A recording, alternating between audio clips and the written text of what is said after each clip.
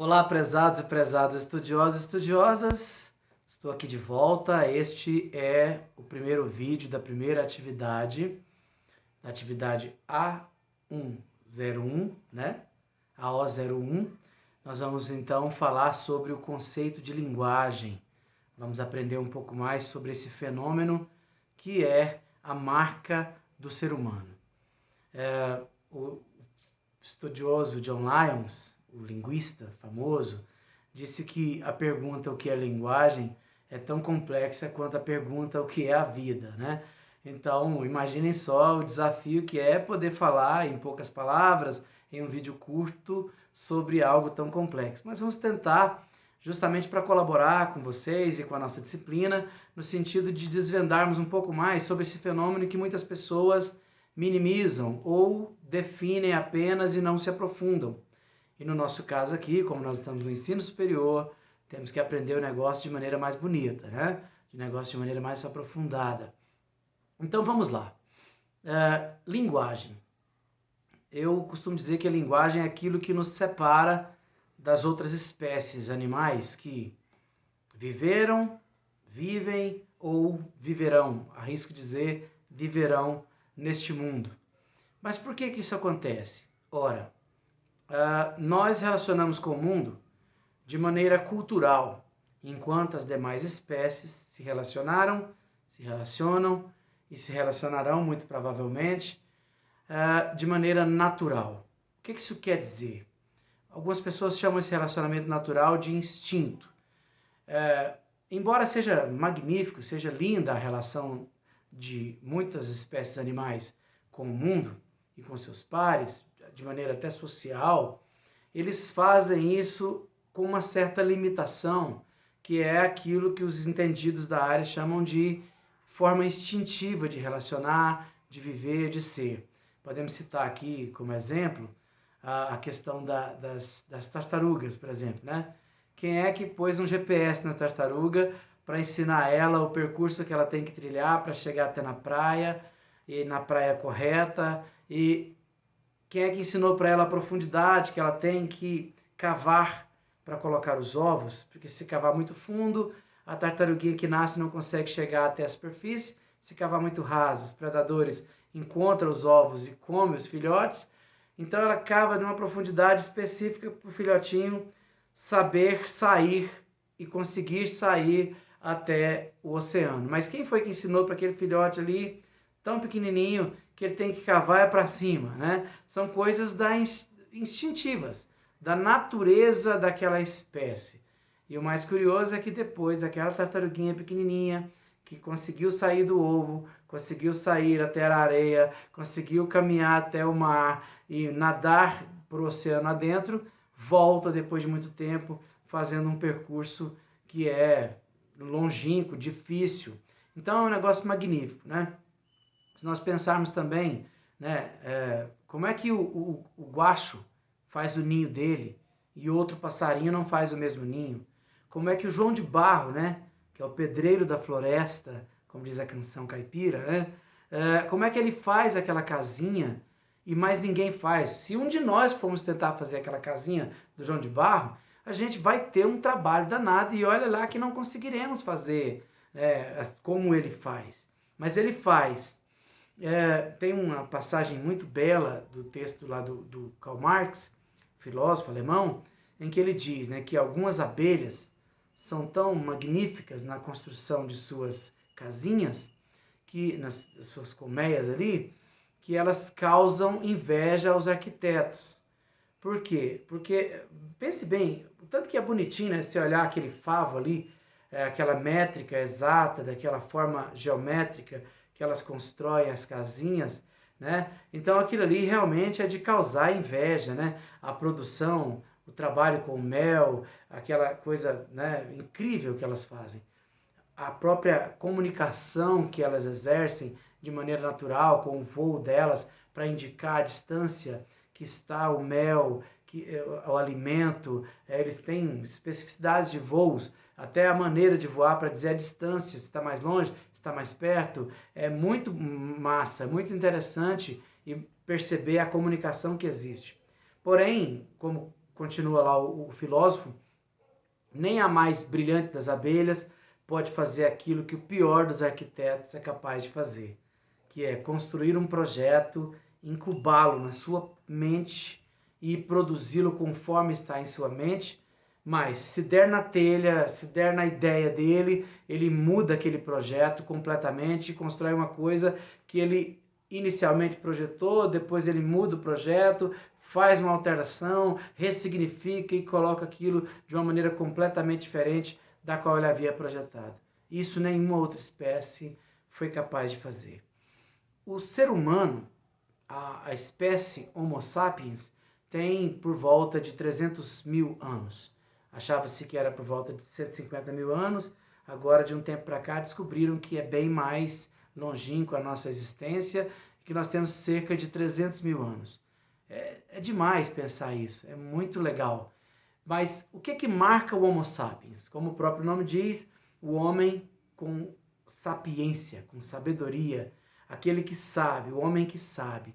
Os outros hominídeos que conviveram conosco tinham semelhanças físicas muito parecidas com a nossa, o traço de DNA muito parecido, mas dentro do cérebro nós recebemos, como se sabe por seleção natural, um elemento mágico que colocou-nos neste mundo de maneira diferenciada em relação às demais espécies e que nos deu a propensão a criarmos uma relação com nossos pares, uma relação com o nosso mundo, que é uma relação completamente guiada pela significação, pela ressignificação, pela mudança de tudo que nós pegamos na natureza, nós colocamos em nosso favor, em nossa maneira de ser.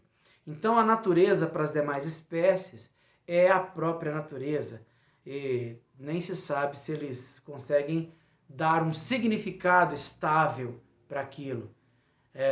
Muita gente diz que a natureza tem só um significado para as demais espécies. Já para nós, ela tem significado e sentidos. Podemos pegar aí vários exemplos. A pedra, né, que é, digamos, um elemento frio da natureza e que nós pegamos ali na sua frieza da natureza que ela tem e ressignificamos ela. Então, primeiro damos sentido, depois ressignificamos, lascamos, polimos para fazer ferramenta, para fazer ornamento, para fazer ponta de lança, para fazer algo que nós usamos para melhorar a nossa condição de vida.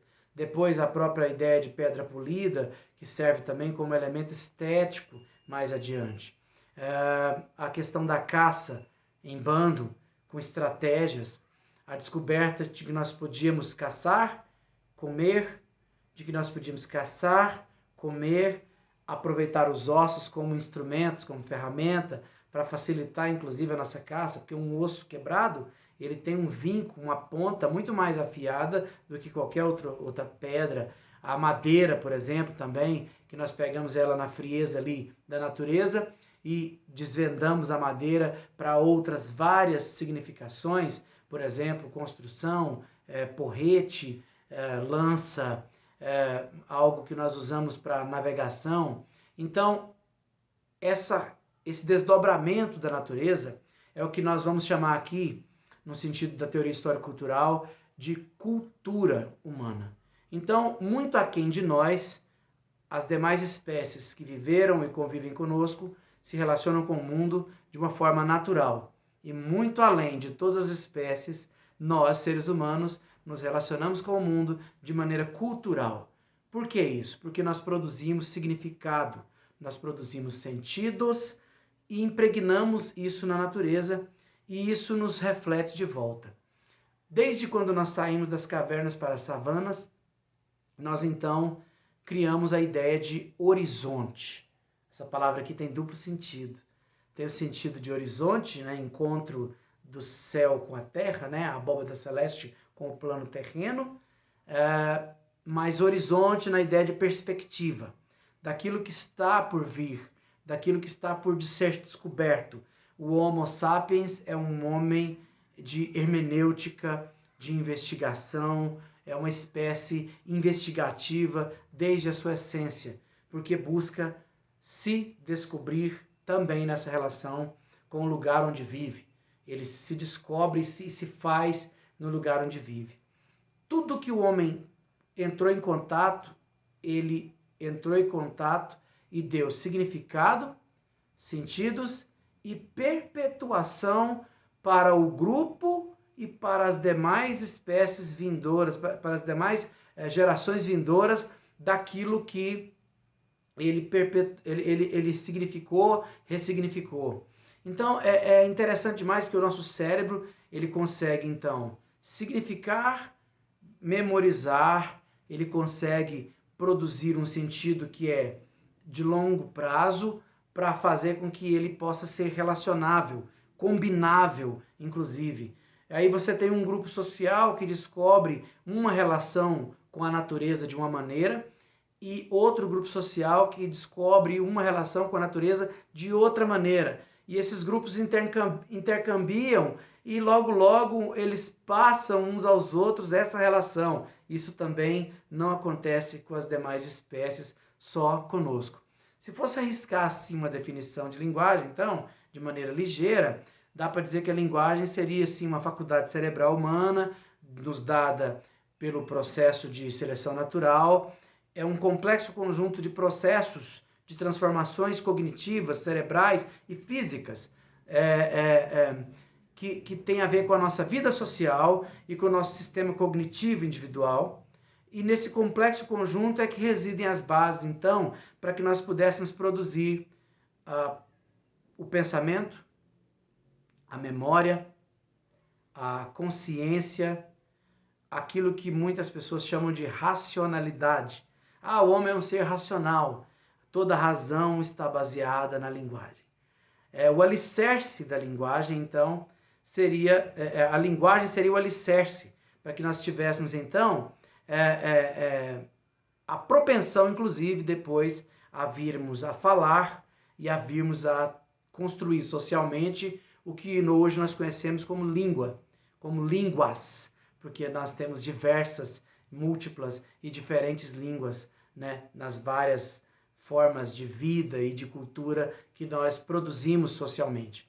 Então, da saída das cavernas, da nossa solidão, para a nossa vida coletiva nas savanas e de lá para uma vida de caçador e coletor e depois bem mais adiantados como caçador, coletor e agricultor, domesticador de animais, criador de várias formas de relacionamento, de transformação da natureza, nós fomos transformando o mundo à nossa volta e com isso, nessa relação dialética do mundo à nossa volta, da vida social, transformando a nós mesmos.